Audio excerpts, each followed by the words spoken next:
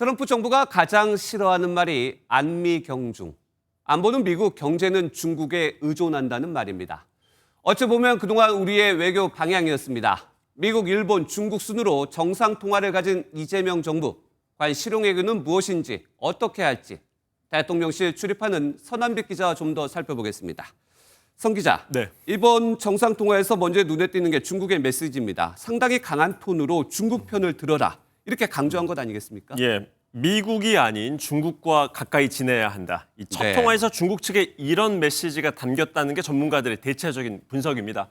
우리 측 발표엔 없고 중국 측 발표엔 포함이 된 내용을 보면요. 이 대통령이 시진핑 주석에게 중국과 한 길을 가기 원한다라고 말을 했다고 중국 측 발표문에 담겨 있습니다. 네. 미중 사이에 등거리 외교를 해야 하는 우리 입장에선 상당히 부담스러울 수도 있는 내용인데요. 이걸 발표에 포함을 시켰습니다. 우리는 발표하지 않고 중국은 그런 메시지를 담았는데 그 의도는 뭘까요? 이러한 발표의 의도는 미국보다는 중국과 가까이 지내는 것이 좋을 거다. 이런 메시지가 담겼다고 볼 수 있겠습니다. 네. 그러니까 한미동맹의 방향이 중국의 길을 어지럽히거나 또는 침범해서는 안 된다. 이런 메시지가 담겼다는 분석이 나옵니다. 네. 그렇다면 또 이 외에도 눈여겨볼 부분이 있었습니까? 대만 부분을 암시하는 듯한 그런 어허. 발언도 눈에 띄었는데요. 시 주석이 피차 핵심 이익과 중대한 우려를 존중해야 한다라고 말을 했습니다. 하나의 중국에 대한 메시지를 우리 측에 강조를 한 걸로 보입니다. 네.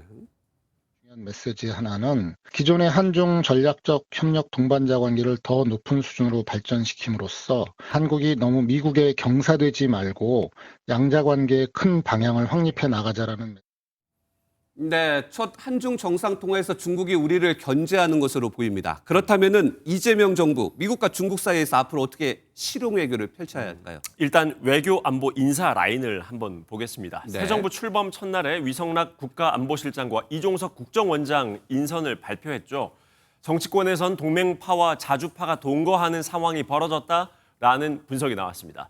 대미 동맹파인 위성락 실장이 미국과의 관계를 풀어나가고 자주파인 이종석 원장이 중국이나 북한, 러시아와의 대화를 주도한다는 전략으로 보입니다. 네, 그렇다면 양쪽 그리고 우리 주변의 4대 강국들한테 모두 이제 균형 잡힌 외교를 펼쳐야 하는데 예. 그러다가 자칫하면은 미국과 중국 양측으로부터 적대감이 쌓이지 않을까 이런 우려도 있어요. 그렇습니다. 안미경중이라고 하죠. 네. 안보는 미국, 그리고 경제는 중국.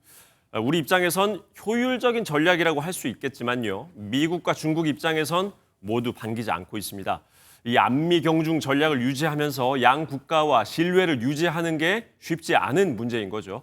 우리 내부적으로도 갈등이 벌어질 수도 있습니다. 20여 년 전 노무현 전 대통령 시절 자주파와 동맹파 갈등 사건은 매우 유명합니다. 그렇죠. 이른바 동맹파 쪽에서 자주파를 술자리에서 비판한 게 화근이 돼서 결국 당시 외교부 장관이 경질되는 상황까지 갔었습니다.